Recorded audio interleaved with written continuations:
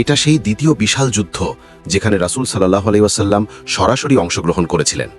যুদ্ধ শেষে আবু সুফিয়ান একটি উঁচু স্থানে উঠে বললেন, কাউমের মধ্যে মোহাম্মদ জীবিত আছে কি?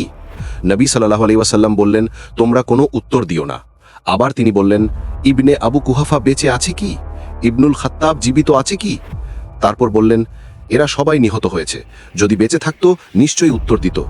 তখন ওমর রাদিয়াল্লাহু আনহু নিজেকে সামলাতে না পেরে বললেন, হে আল্লাহর দুশমন, তুমি মিথ্যা বলছো, আল্লাহ তোমাকে অপমানিত করবেন। আবু সুফিয়ান উচ্চ স্বরে বললেন, হুবালের জয়।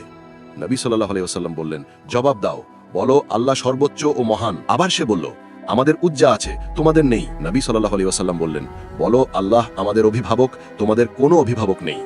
শেষে ওমর রাদিয়াল্লাহু আনহু দৃঢ় কণ্ঠে বললেন, আমাদের নিহতরা জান্নাতি আর তোমাদের নিহতরা জাহান্নামী। ধূলিময় উহুদের মরুভূমিতে প্রতিধ্বনিত হলো ঈমানের কণ্ঠ, আল্লাহর দ্বীন অমর হয়ে রইল।